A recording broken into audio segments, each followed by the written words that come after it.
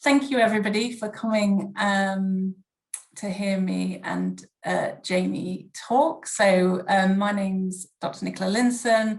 My colleague is Dr. Jamie Hartmann-Boyce. We're both based within the Department of Primary Care Health Sciences here at the University of Oxford. We're also both members of Kellogg College, so thank you very much to Kellogg for asking us to speak today.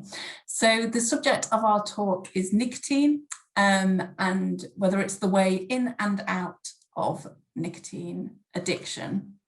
So firstly, Jamie and I would just like to acknowledge the funders who enabled us to do some of the research we're going to talk to you about today. So that's the Cochrane Incentives Award Scheme, the University of Oxford Returning Carers Fund, the NIHR and Cancer Research UK. And we'd both also like to declare that we don't have any conflicts of interest. So firstly, in terms of what we'll cover, I'll firstly give you a bit of a rundown of the key facts and figures relating to tobacco smoking, and then just talk you through some of the mechanisms of nicotine addiction which are associated with tobacco smoking. Then Jamie's going to talk to you a bit about what Cochrane actually is as an organisation and what we do and how we go about using and interpreting Cochrane Reviews, and then start to go through some of the current evidence that we have on helping people to quit smoking, including nicotine replacement therapy. Then I'm going to speak to you a bit more about the best ways to use that nicotine replacement therapy, and then Jamie will round us off with a bit of an update of the current evidence around electronic cigarettes to help people to quit smoking. So first of all, just to give you a bit of overview of the kind of scale of the problem, I suppose this is a graph showing you the prevalence of people who smoke worldwide. The graph begins at the year 2000 and shows smoking prevalence across the different world regions. And what we know is that tobacco smoking has been reducing, from around the 1940s and 50s. But what we're seeing now, as you'll be able to see from this graph, is it is starting to plateau off a bit. So there's still, tobacco use is still reducing, but it's not reducing so quickly as it once was. And another thing that I think is striking from this graph is that there is quite a bit of variation in the number of people who are smoking across different world regions. So you can see that top light blue line there is Southeast Asia, and we can see 30% of people are smoking in Southeast Asia. But then when we compare that to Africa, we can see that's maybe around more 15% or just over. But another thing that's worth noting is that you can see there with Europe, that purple line, that's showing us that in Europe around 30% of people are smoking now, but what we know is that that's actually around 14% in the UK. So even within these world regions, there's vast amounts of variation for various reasons. But even at that 14%, which relative to maybe some of the other regions, that seems pretty low, that's still a pretty big problem. And that's because of what we know about tobacco smoking and the harms associated with it. And I'll just quickly run through this because I'm sure most of you know that smoking's not very good for people. And in fact, 1 in every 2 people who smoke will die as a result of that tobacco smoking, so through some form of smoking related disease. And we know that overall tobacco use kills around 8 million people a year worldwide. And it's not just the harm to the person who's smoking that's relevant here, but also other people who have never smoked are harmed through second and third hand tobacco smoke. And I think people are quite familiar with the concept of secondhand smoke. So people, when they're smoking, breathe out tobacco smoke, and that is then breathed in by other people around them. I think people are less familiar maybe with the concept of third-hand smoke, which is when tobacco smoke might alight onto a surface such as furniture or onto your clothes, and then other people come into contact with it through that way. So for example, with children being held against their parents' clothes, or sitting on the sofa at home, things like that. But obviously, if people have smoked, those people shouldn't just think, well, now I've smoked and there the damage is done and there's nothing that I can do about that, because we do know that quitting has lots of benefits for people's health, both immediately and in the long term. So some examples of this are, within just 20 minutes of smoking the last cigarette, People who smoke will see a drop in their blood pressure and their heart rate. If they can abstain from smoking for 1 to 9 months, then most people will see a reduction in their coughing and their shortness of breath. And then on the other end of the scale, if people end up where they can abstain from smoking for 15 years or more, then what we commonly see is that people's risk of stroke and heart attack will reduce to that of a person who's never smoked before. But, you know, people who have smoked for a long time might think, well, you know, that's too late for me. 15 years is a long time. And, you know, is it really worth me doing? But what we do see is that people in their 60s who stop smoking can still increase their life expectancy by three years. So although admittedly the benefits might be greater for people who are younger when they give up smoking, there are still sizable benefits from quitting later on in life. And there are other incentives to quitting smoking. So this was a news story that came out last week about a lady who gave up smoking 20 cigarettes per day. She saved all the money that she'd smoked, that she would have spent on smoking each day, and ended up buying herself a convertible car. And she said that she wanted to share this story because, you know, she wanted to let other people know about this and the benefits that they could see. And that's a really nice idea. And I'm sure it will invariably help some people, but we do know that most people who smoke already know these things. So most people know that smoking is bad for them. They know the health benefits that can be incurred from quitting, and they know that they spend a lot of money on smoking that they could use on something else if they gave up. But what we're seeing is that although most people who smoke want to quit, and that is true, most people who are smoking say that they would like to be a non-smoker, the number of people who are actually successful in doing that is low. And so what we're seeing is that it's not enough to just want to stop smoking. And most people who do successfully quit smoking have made many, many attempts before they are successful in doing so. So a really clear illustration of this problem is that many people who smoke who then go on to be diagnosed with a chronic smoking related disease, maybe something like lung cancer or heart disease or COPD, many of those people will still continue to smoke, despite, you know, knowing that their health might improve if they were able to give up. And so an example of that is that around 50% of people who are diagnosed with heart disease will still go on to smoke in the long term. And so the next thing to think about then is, why is it so hard? If people want to quit smoking and they know all the benefits of quitting, why is it so hard? And one of the main answers to that is that tobacco contains this substance called nicotine, which is very highly addictive and in fact is thought to be one of the most addictive substances. So when people smoke, the nicotine from that smoke is absorbed through their lungs into their blood supply to the heart, and then it travels to the brain. And in the brain, that nicotine binds to receptors. Now, the receptors in the brain we can basically think of as something that tells our brain what to do. And in this case, when the nicotine binds with those receptors, it's telling the brain cells to release this chemical called dopamine, which is what sometimes people refer to as a happy hormone. And that dopamine, in this case, is released into a part of the brain which is commonly thought of as a reward center. And the technical term for it is the nucleus accumbens. And here on this picture of the brain, you can see that red dot. That's the nucleus accumbens. And so when dopamine is released into the nucleus accumbens, it results in this feeling of pleasure. And that obviously gives people a reinforcement to keep smoking tobacco, because the brain thinks, after it receives its nicotine, oh, that was really nice, I'd like some more of that. Now, the interesting thing in addiction is that this learning and reinforcement that the brain receives from ingesting this nicotine is usually also linked to environmental cues. So often people might smoke with particular people or in particular places, or whilst they're doing something in particular. So for example, people maybe have a cigarette when they drink a cup of coffee or when they're having a pint at the pub with their friends.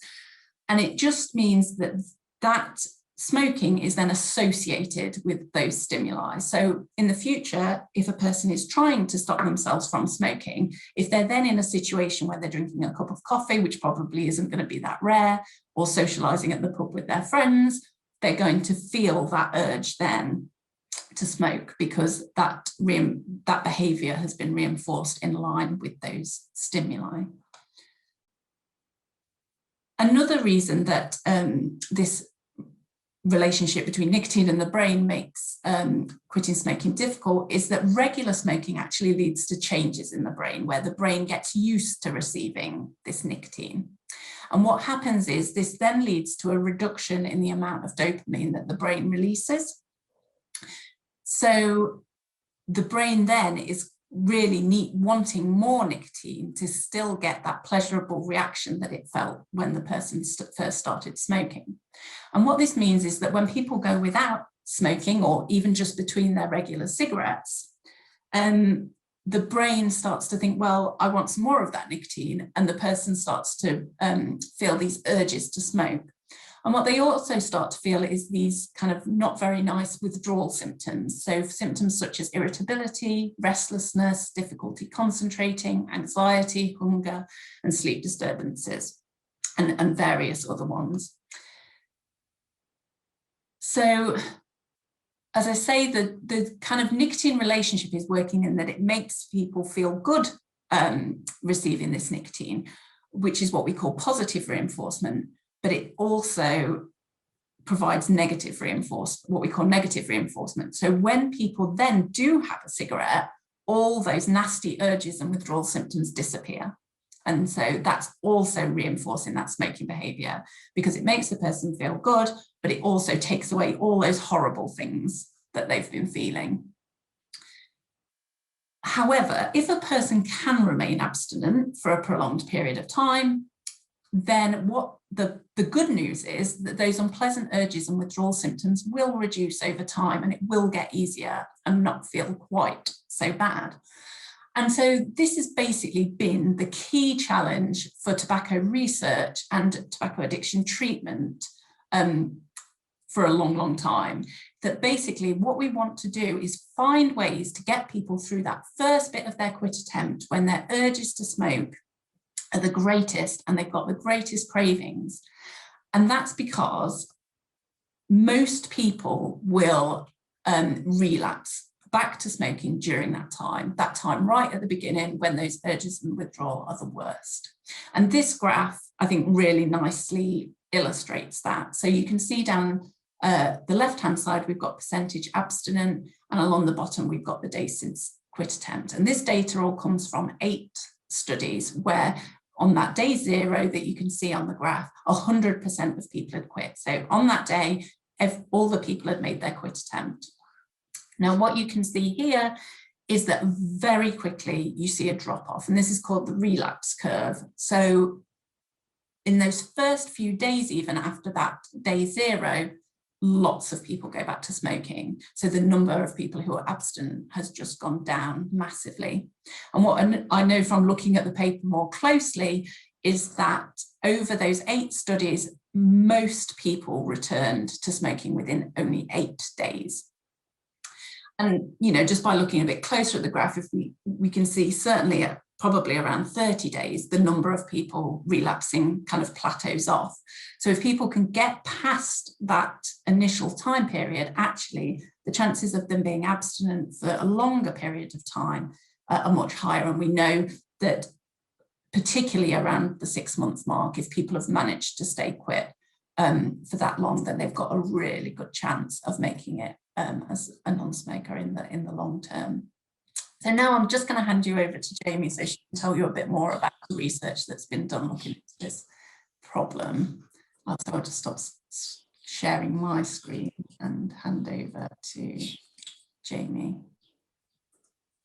Thank you, Nicola. So I think that last slide from Nicola, and first of all, just to apologize, I have some very noisy birds outside my door who are clearly very excited by the fact it's spring. But taking over from Nicola, because as we know, smoking is very, very bad for you. The vast majority of people who smoke want to quit and find it very difficult to do so. It's unsurprising that we have decades of research now and millions of pounds dollars, etc., which have gone into finding out ways to better support people in quitting smoking.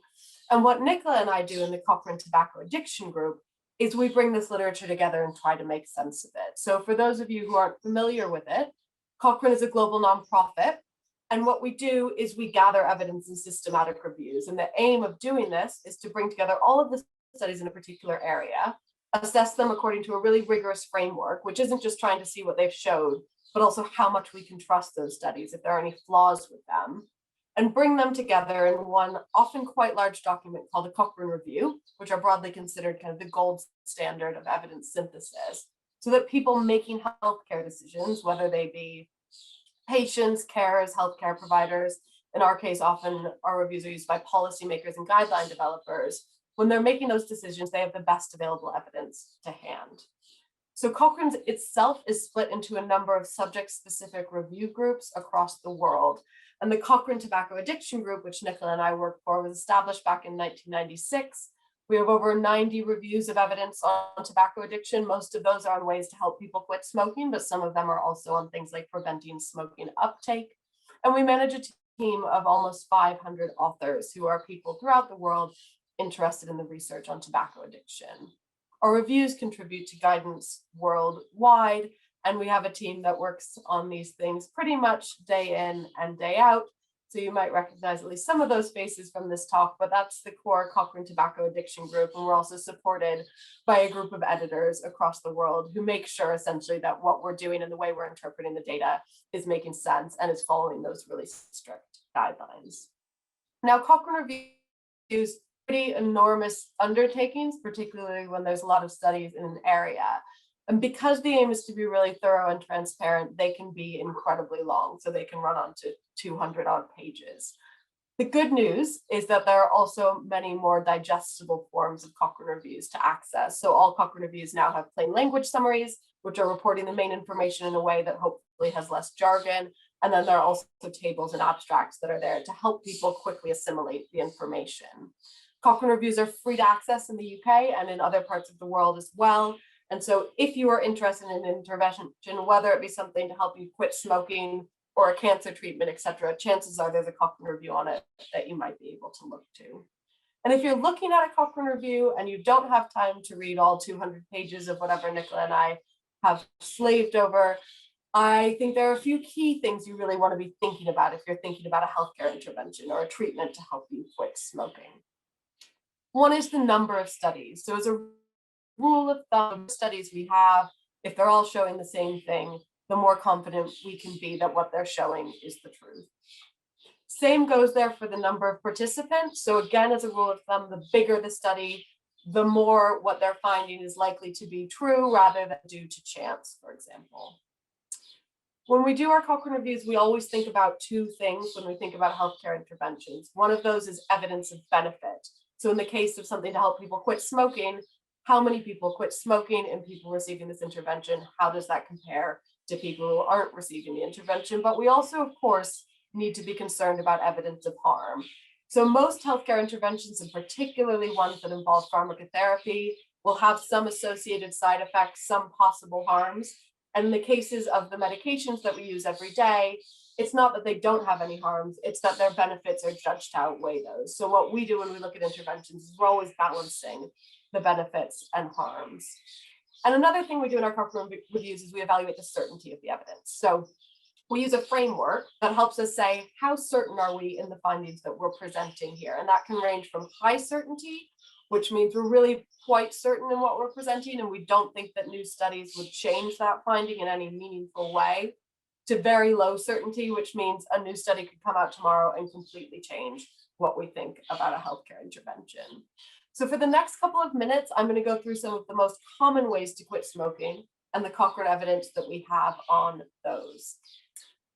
So first of all, we know that behavioral support, often delivered in the form of behavioral counseling, can help people quit smoking. We have almost 200 studies in our Cochrane Reviews on this topic, covering over 72,000 people, which show that behavioral counseling, and this is typically delivered face-to-face, but could also happen, for example, over the telephone, can increase chances of quitting by 20 to 70%. In all of these studies, we don't have any evidence of harm from this behavioral support, and our certainty of the evidence here is high. So we know that behavioral counseling can help people quit. Now, we also know that the best way to quit smoking, the way to most likely increase your chances of quitting and staying quit beyond that relapse curve that Nicola showed, is combining both this behavioral support and a stop smoking medication. And I'll come on to talk about some of the main medications in a bit more detail, but we know that combining both of those is better than either one of them alone. And there we have 65 studies, over 23,000 people, with high certainty evidence that adding behavioral support when you're already taking a stop smoking medication will increase your chances of successfully quitting even further. So when we say medication, what do we mean? There are a few frontline treatments for smoking cessation. The first one to talk about is called Varenicline, but under its trade name, it's known as Champix or Chantix, so you're much more likely to have heard of it as that. It is something that is typically available on prescription, so you need to go to a healthcare provider who would provide it to you. And they're pills that essentially are, if we think about the way Nicola talked about the brain and nicotine, they're blocking some of those pleasurable reinforcement elements. So what this drug is coming in and is doing is making your brain less receptive to that nicotine. So when you smoke a cigarette, you're not getting the same pleasant impact than you would be if you weren't taking Varenicline. Here we have 27 studies in over 12,000 people showing really quite promising benefit in terms of Varenicline increasing the chances of quitting by 100 to 140%. However, weighed against that, there is an increased risk of serious adverse events. Now, 25% sounds like a big number, but what that means is relative. So if you had, very few people experience serious adverse events, to start with a 25% increase on that is still very, very few, but it is of course something to be mindful of.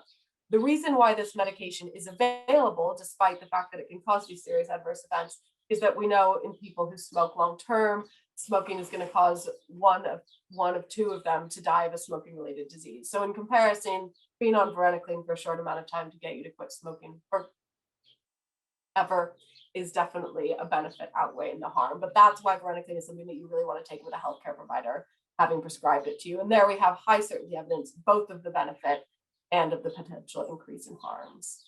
Now, nicotine replacement therapy is what we're about to spend a lot more time talking about. So nicotine replacement therapy is one of those interventions where we actually have just so much evidence, it always amazes me, that it helps people quit smoking. And the idea behind nicotine replacement therapy is that though nicotine is what gets you addicted to smoking, it is not actually the harmful thing. So there are huge misperceptions really throughout the world and amongst healthcare providers that when we think about lung cancer or chronic obstructive pulmonary disease, the thing that is causing that is the nicotine from the cigarettes. And of course, what we actually know is that it's not the nicotine, it's all of the other harmful things that are happening, particularly with combustion. So when we're burning tobacco, really nasty chemicals are getting released. And what nicotine replacement therapy is trying to do is it's trying to deliver nicotine in a way that doesn't then have all those nasty chemicals. So it's helping with the nicotine addiction, but getting it in your system in a way that is much safer. And so when people think of nicotine replacement therapy, they often think of patches, gum, lozenges, and sprays. And we have over 130 randomized controlled trials in over 64,000 people showing that nicotine replacement therapy increases the chances of quitting by 50 to 60%. And we have no evidence of any serious harm.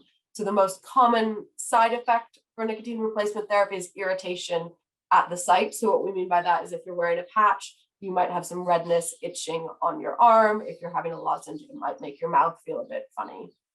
But in terms of serious safety issues, we don't have any evidence that over time, even long-term use of nicotine replacement therapy is causing anything that we'd be really concerned about. And here again, our certainty of evidence is high for both benefit and an absence of serious harms. Now, nicotine replacement therapy was actually the first review done by the Cochrane Tobacco Addiction Group. So I've kind of gone back through the years and looked at where the evidence is and how it's moved on over time. Cochrane Reviews are essentially living documents. We don't publish a Cochrane Review and then just leave it forever. What we do is update it as new evidence comes out so that people making decisions have up-to-date evidence to hand. So in 1984, nicotine replacement therapy was first approved for use in the US. And in 1996, if we leap forward a bit, that's when our nicotine replacement therapy review was first published as part of the Cochrane Tobacco Addiction Group. In the following years, we've updated this review numerous times. So the red dots that you're going to see are all the times we've updated this review with new evidence on nicotine replacement therapy. In 2002, NICE here in the UK issued guidance on how to prescribe nicotine replacement therapy, and that cited our Cochrane work quite heavily. And in 2008, the World Health Organization added nicotine replacement therapy to its list of essential medicines. That is not a long list, so that says a lot about how important nicotine replacement therapy is thought to be in terms of improving health globally. And there again, they cited the evidence from our Cochrane review. Our most recent version of this review was published back in 2018 with 133 studies. So we've updated a lot over that time. That means that a lot more studies keep being done of nicotine replacement therapy versus control. And I always put in a call here that when we do Cochrane reviews, often the way we conclude them is we say, oh, we want to see more evidence on this, we want to see more evidence. And of course we like seeing more evidence, but I'd be pretty happy to not see very much more evidence comparing nicotine replacement therapy to control, which means to nothing, or to placebo, because probably research money might be better spent elsewhere at this point. We know it works. So if we look at snapshot at 4-year intervals, back in 1996, we had 63 studies comparing nicotine replacement therapy to a control or no intervention.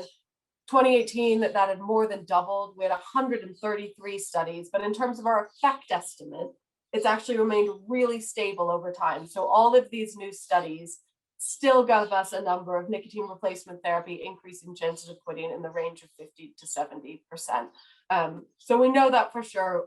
We probably don't need more research there, but what we do need more research into are the best ways to use nicotine replacement therapy. And that's what I'm going to hand over to Nicola to talk to you guys a little bit more about.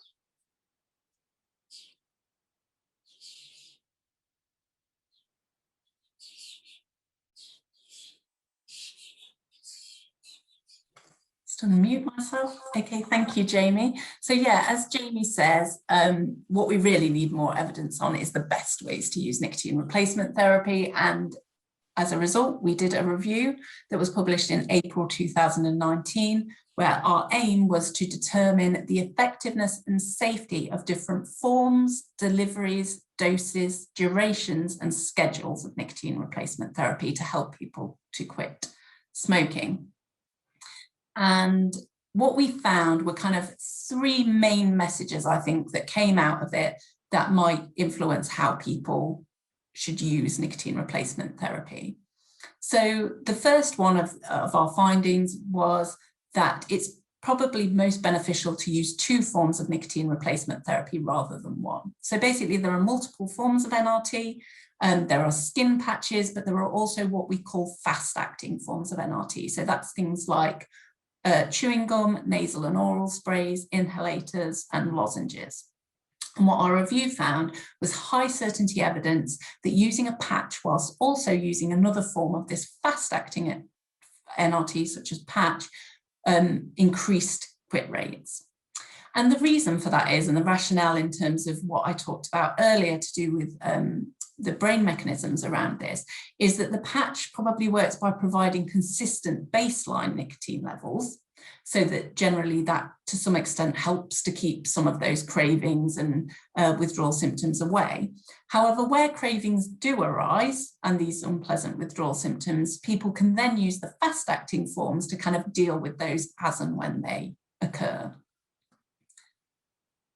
The next thing that we found was that it might be useful to use NRT before quitting smoking. So usually people decide to quit smoking on a certain day and they start using their nicotine replacement therapy on that day.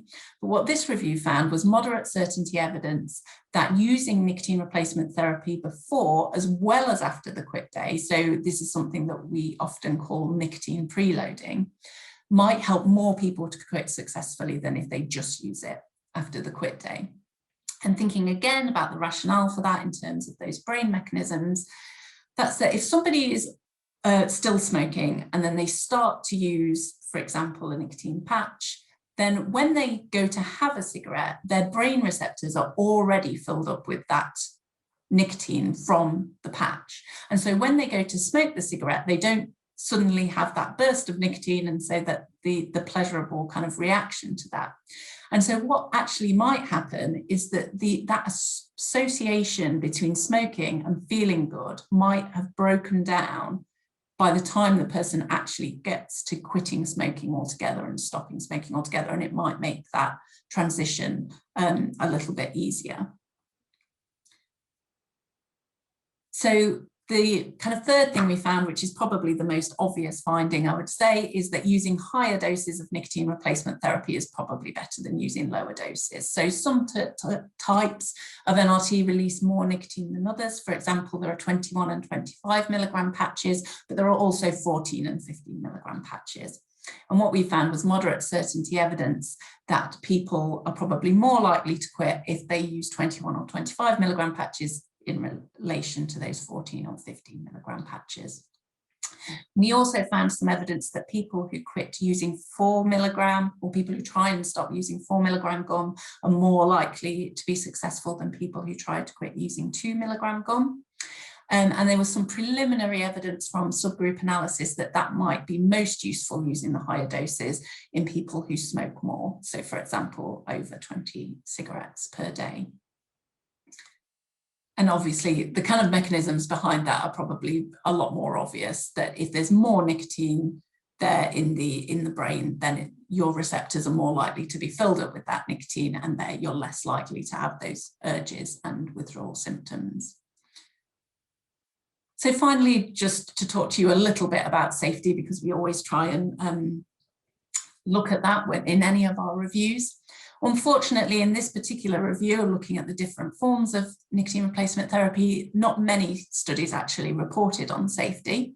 However, what we do know from the studies that did report on it, and from the review that Jamie's just been talking to you about, heart-related side effects or any other serious side effects are very rare in terms of nicotine replacement therapy. And we haven't found any evidence of overdosing with nicotine replacement therapy when it's used as directed. So in general, nicotine replacement therapy, as Jamie's just said, is very well tolerated. And the important thing to recognise here, as Jamie mentioned with Varenicline, is that we're basically using nicotine replacement therapy to replace a really harmful way of delivering nicotine. So, you know, with tobacco, you get the nicotine, but you get all of these awful chemicals and substances alongside that. Whereas with NRT, you're not getting all those things. And so to make the comparison with, say, riding a bike or driving a car, you probably wouldn't think twice about wearing a helmet or putting on a seatbelt. And therefore, you know, it makes sense for people to use this kind of safe alternative to help them get to that final destination of quitting smoking, which is what basically causes all those health problems related to smoking. So I'll just hand back over to Jamie for the final time for her to talk to you a bit more about e-cigarettes.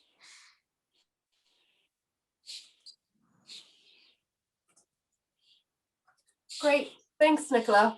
So I think ending on that note about seatbelts and what we think of as harm reduction is a really nice segue into e-cigarettes, which can be quite a controversial topic within the field that we work in. So e-cigarettes have been around now for well over a decade, really. And when I first started working in tobacco control, we would go to tobacco conferences and no one really had anything to argue about, and we were all on the same page. And then e-cigarettes came along and changed that quite a bit. So what I'm going to do in the remainder of this presentation is just talk a little bit about some of the main controversies around e-cigarettes and about the evidence that we do have. So e-cigarettes are a device which were designed originally to help people transition off of smoking, to get them away from the combustion and to deliver nicotine in a way that was safer. So what e-cigarettes are doing is they're heating a liquid. I'm just going to tell off my dog. Hold on one second. Heating a liquid into an aerosol. So what they're doing is they're providing a way to deliver, for example, nicotine without burning. Lots of different modes of e-cigarettes are available. So when they first came on the market, traditionally there was something that we might call cig-alike or first generation devices that looked a lot like a cigarette. So in fact, from across the room, it might be difficult to tell the difference. They've evolved over time. So there's some examples of different types in this image. And certainly the ones that we tend to see now look nothing like traditional cigarettes.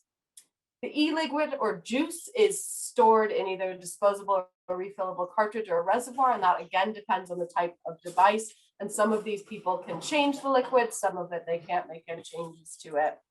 And crucially, the e-liquid varies in nicotine content. So some devices might not have any nicotine in them at all. Others might have quite significant amounts. Here in the UK, because we're governed by the European Tobacco Products Directive, have doses that are over 20 milligrams per milliliter. In the States, there might be quite higher nicotine doses.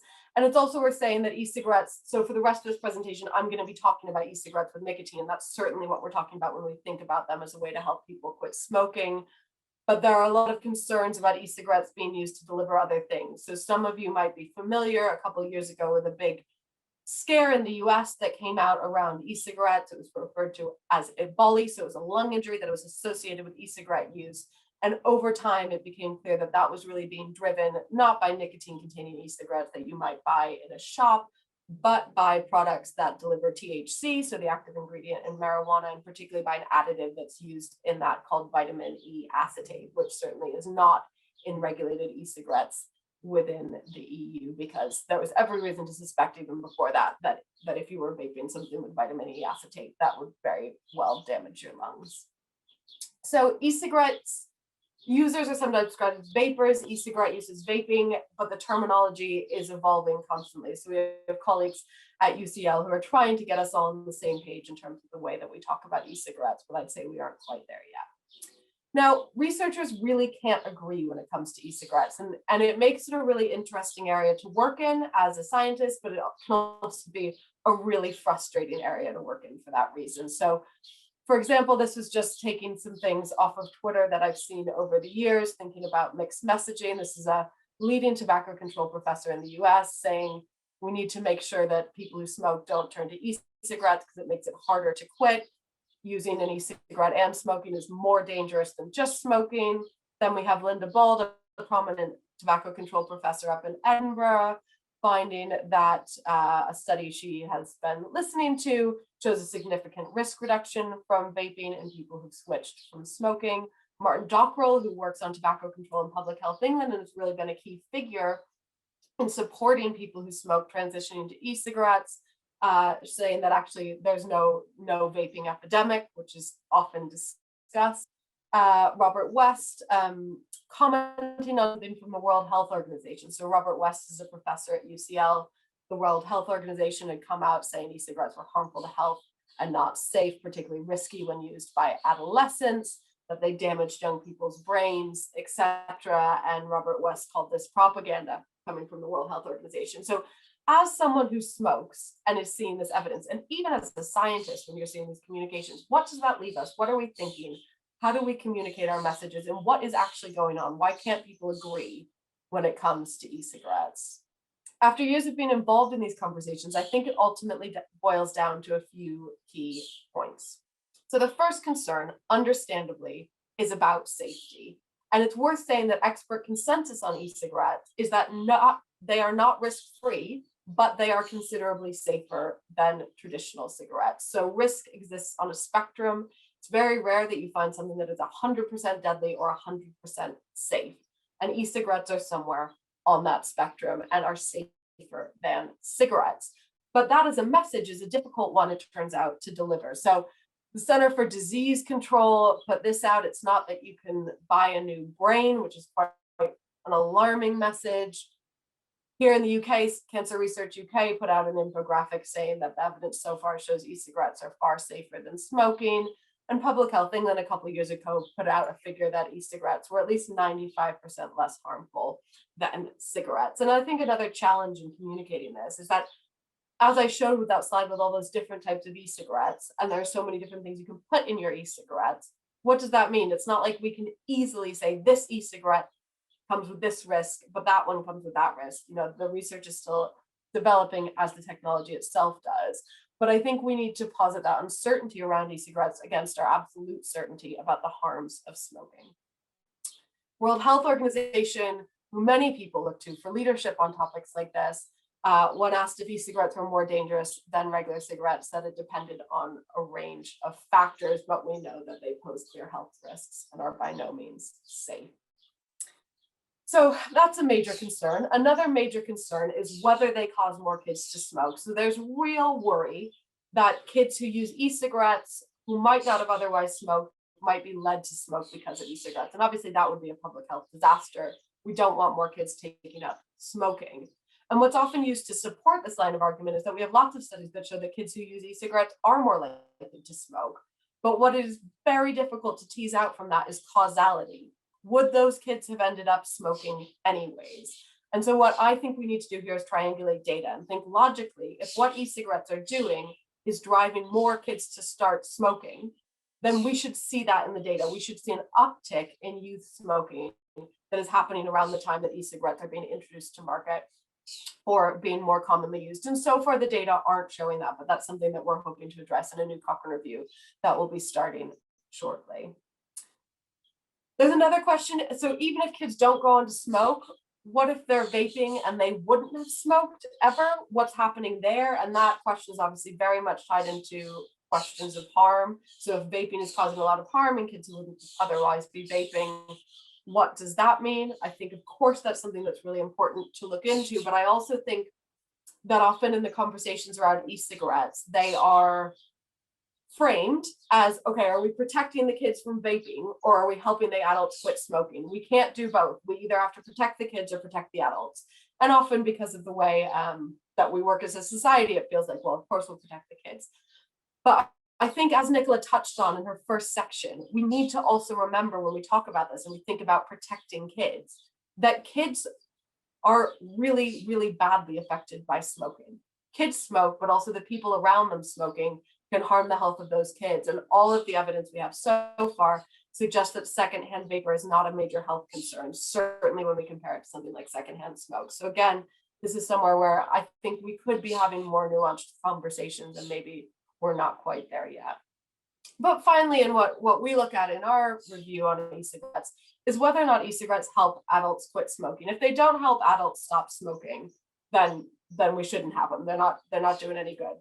But the evidence that we have shows indeed that they can help adults quit smoking. And this is kind of an interesting field to work in because in most areas, when we're looking at a new way to help people quit smoking, researchers think of it first and it's tested, et cetera. And in this case, actually, the evidence that we started having was people who had smoked switching to e-cigarettes saying, I've tried so many different ways to quit smoking, it hasn't worked. I tried an e-cigarette and now I haven't gone back. And so a lot of the research that we're doing is almost in response to that, to try and figure out what's going on. So in terms of our Cochrane review, we have 3 studies comparing e-cigarettes to nicotine replacement therapy, which I'd argue is the most relevant thing to be comparing them to, because we know we have things that help. So let's compare it to that and see if it's even better.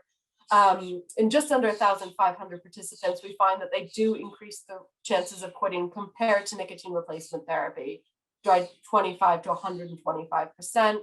In the studies that we had, which were all of nicotine containing e-cigarettes, regulated devices, there was no evidence of serious harm. There were some minor side effects, for example, throat and mouth irritation that tended to dissipate over time. And our certainty of benefit here is moderate. So that means we still think we need more studies to be absolutely sure, particularly of the magnitude of benefit. But certainly the evidence is suggesting more and more, and as it grows, that e-cigarettes do have a role in helping people quit smoking. Evidence on harms is less certain. There are fewer studies, fewer of these events, fortunately, happening. Less people are suffering serious adverse events, but it means it's harder for us to say with any precision what the risks might be. And we also don't have very much long-term data from those studies. So just to end on this, I started working on e-cigarettes back in 2013. And year on year, the evidence showing that they are less harmful than cigarettes grows. So every year we have more studies which show that e-cigarettes, though not risk-free, are considerably less harmful than cigarettes. Really troublingly, every year public opinion goes in the opposite direction. So what we have here is ASH, Action on Smoking and Health in Great Britain, polls adult smokers every year to ask them about their perceptions of e-cigarettes. And back in 2013, 8% of them thought that e-cigarettes were more or equally harmful than traditional cigarettes. In 2020, that number has risen to 34%. So evidence is going one way, and public perception is going in the absolute opposite direction against the evidence. And so I think we need to do something to get across the message a little bit better. I don't know what that is, but we are trying our hardest here to do that. So there's just a reminder, Cancer Research UK, very trusted organization, evidence so far shows that e-cigarettes are far safer than smoking. We're really happy to take questions now. We're happy to share our slides after, and there's some links to resources in our slides. And it's worth saying that Nicola and I are part of a project that updates our review of e-cigarettes monthly now. So we search for new evidence monthly, update the review as and when that new evidence changes anything meaningful. And also as part of that, have a podcast where every month we talk about the new e-cigarette research, just because this field is moving so quickly. So thanks very much, and really happy to take questions.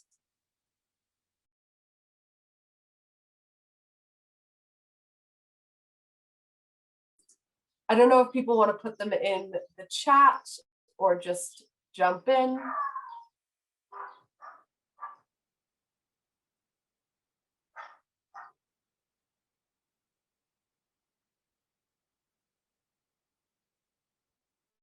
I've seen one comment in the chat from someone who I think had to leave halfway through, just saying that there are other substances in smoke which enforce the addictiveness of nicotine and of smoking. I think that's a really good point. And one to acknowledge. So great question here. Where does the misperception come from? And I assume this is a question about e-cigarette safety, but do correct me if that's not what this question is about.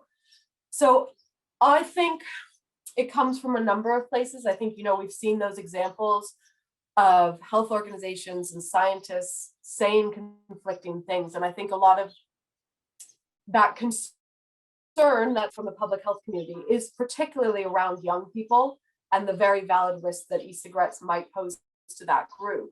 But sometimes the way that messaging is communicated means that it's kind of like across the board, here's a threat, instead of thinking about, well, actually for some groups, this might be, the benefits might outweigh the harms.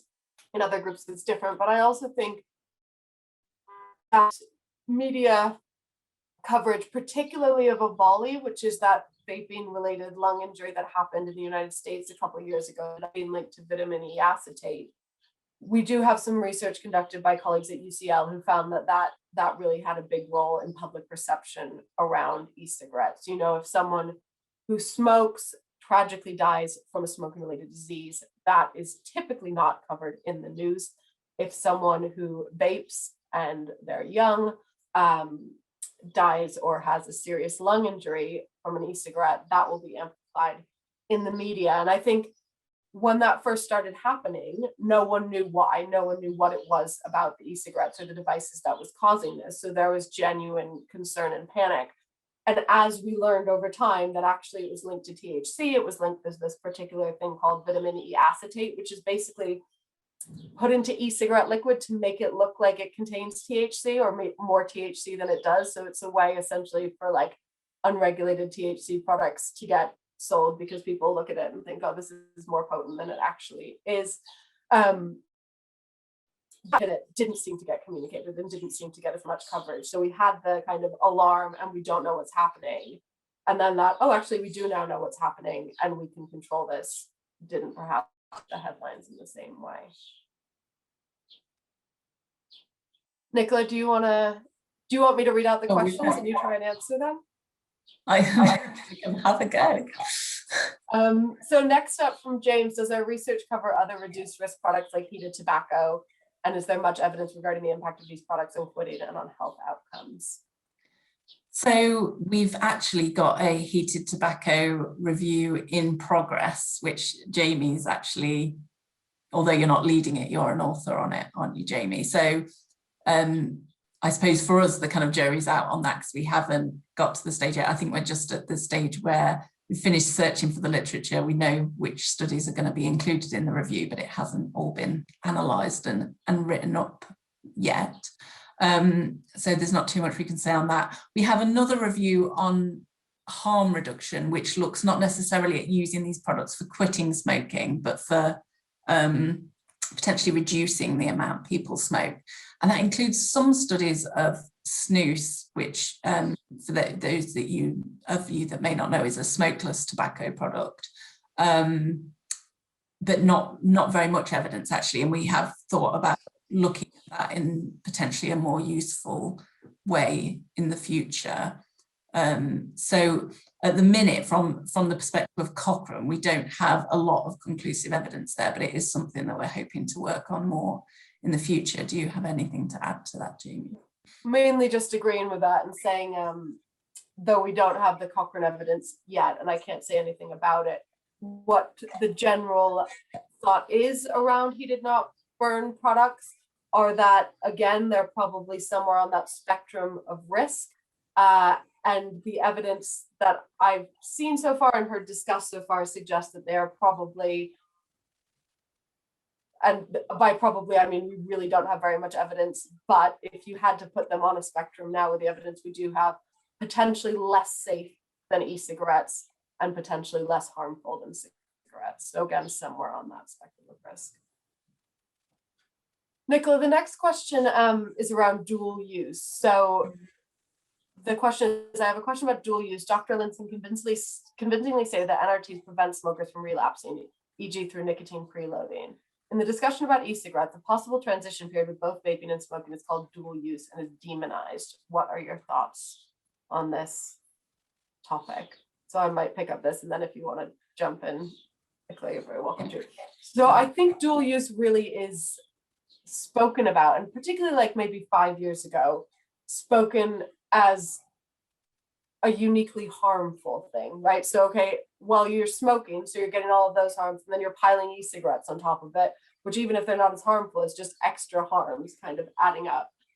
And one of the things that makes it very hard to tease this apart is that if you look at observational evidence, so just what's happening in a group, often people who are dual using do tend to have slightly worse health outcomes. But whether or not that's causal is really difficult to determine, because people with, for example, smoking related diseases who have really struggled to quit smoking may well try using e-cigarettes to help them cut down. And so there you're having a thing where actually the fact that they already are suffering from a health condition means they're more likely to try and use e-cigarettes. It's not that e-cigarettes is causing that health condition. So very difficult to untangle. One of the exciting things that we're finally seeing is more research that's looking specifically into this question. So in our new update to the e-cigarettes review, which came out last month, we finally have a study which is essentially randomizing people who smoke to dual use e-cigarettes only or just continuing smoking. And what that study found was that essentially people who use e-cigarettes only, that was looking like the best health-wise. People who are only smoking, that was looking the worst health-wise. And people who are using both was somewhere in the middle. So their dual use did potentially reducing harm and certainly reducing some of the toxins that we look for in people who smoke, which are markers of harm. So I think there have been a lot of concerns about dual use, but finally we're seeing some studies designed in a way where we can really unpick what might be going on there. And so far that study I mentioned certainly suggests that if dual use is a way that people can transition ultimately out of smoking, that may well benefit their health. There's certainly evidence that people reducing their smoking, even if not quitting completely, in the future, those people are more likely to quit altogether. So, and usually, you know, with dual use, it probably is the case that those people are smoking less as a result of dual using, because obviously sometimes they're using an e-cigarette when previously they would have been smoking. So if they can, you know, actually manage to reduce their smoking somewhat, then that does actually bode well for the future and make them people more likely to be able to quit in the long term. Great. So we now have another question. I'd be really interested as a communicator working in tobacco harm reduction on how you think as scientists we can better communicate spectrum of risk and harm reduction in this field. Do you want to try to answer that first, Nicola? Well, I can say that I think we agree that it's a really, really tricky situation. And it's partly what we had in mind when we embarked on this most recent project that Jamie mentioned briefly at the end there, where we've converted our review of the electronic cigarettes into this living review format. And what we really wanted to achieve as part of that was looking more into how we can effectively communicate more with people to get the evidence out there. I think that's still a big work in progress, and it's partly why we've done this podcast, which is something we'd never done before and was suitably terrifying experience to get started. But we are enjoying it. Whether it's working remains to be seen. Yeah, so I don't know, do you have anything to add to that, Jamie? No, just to say, I don't know. So we just keep on trying to throw things at it and hope some of it works. But what I would love to see, and what I've tried unsuccessfully to get funded in the past, is some actual research on this, right? This is a question that we could research. We could look at different ways of framing information, at delivering that information. We could even randomize groups to receiving it in different ways, and look at the ways in which that information was then assimilated. But so far, I'm not aware of many studies that have been done there. I would love to see them. I find it quite fascinating. And uncertainty is something that's, it's not specific to e-cigarettes. I'd say it's something that we don't do a great job of communicating generally. COVID has taught that, vaccines have taught us that over and over again. The way we communicate uncertainty and spectrums of risk is really important, and we're probably not getting it quite right yet. And then I think the last question, and the last one we have time for, is, Nicola, you mentioned a Cochrane review on harm reduction. What kind of endpoints are you looking at? Reduction of smoking, number of cigarettes, reduction of biomarkers of toxin exposure to the body, disease endpoints.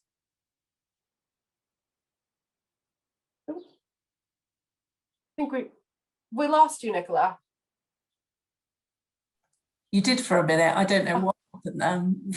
No idea. Sorry about that. So it was just the question about your harm reduction review and what kind of endpoints you're looking at in that review. What outcomes? So what we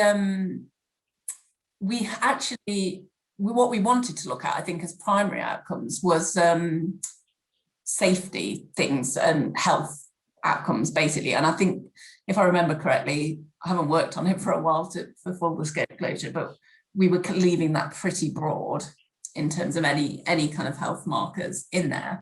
What we actually found was very few studies actually looked at that, unfortunately. So we ended up looking at quitting smoking as an outcome, and I think that was what was most commonly reported. And we'd always planned to look at that as kind of a secondary outcome.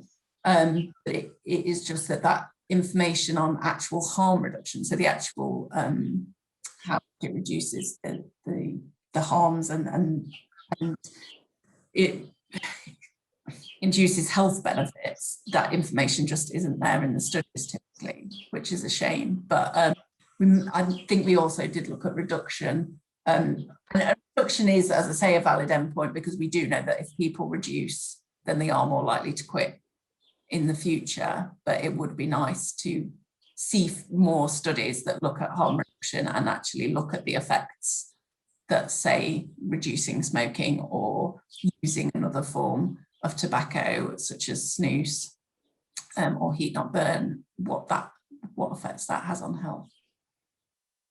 Great. And so just the last question, discussion, for example, and the Professor Glantz comment showed on whether e-cigarettes delay or speed up quitting. Can you comment on the existing evidence for both quitting using cigarettes and quitting nicotine altogether? So a lot to unpack there. And I think the delay or speeding up quitting question, when it comes to e-cigarettes, what we would want to look at there are the randomized controlled trials, and the randomized controlled trial evidence we have shows that at 6 months or longer, if someone has been given an e-cigarette to help them quit smoking, they're more likely to have quit. So that's, for us, that's our endpoint. That's what we look at across all of our quitting reviews. That question of quitting e-cigarettes versus quitting nicotine altogether, I think, is a really important one. And it's a question that a lot of people have. So I think from our perspective and working on these reviews, I keep on, in my mind, I'm like, well, if they're quitting cigarettes, that's the most important thing, right? But I think a lot of people do want to quit nicotine altogether. They want to feel they're no longer dependent on things. there are concerns about, well, if I'm switching to nicotine replacement therapy, am I just swapping one addiction for another? What we try to say when we're talking about this is that it kind of depends on what you view the problem as. Is the problem addiction, or is the problem that 1 in 2 people addicted to a substance are going to die? Because I'm a public health researcher, I tend to think it's the latter. So I'm thinking about the health outcomes, but I know for a lot of people, addiction is a concern. And it's something we don't have much data on. So we don't have much data on long-term use of nicotine replacement therapy, or even of e-cigarettes in people who want to come off of them.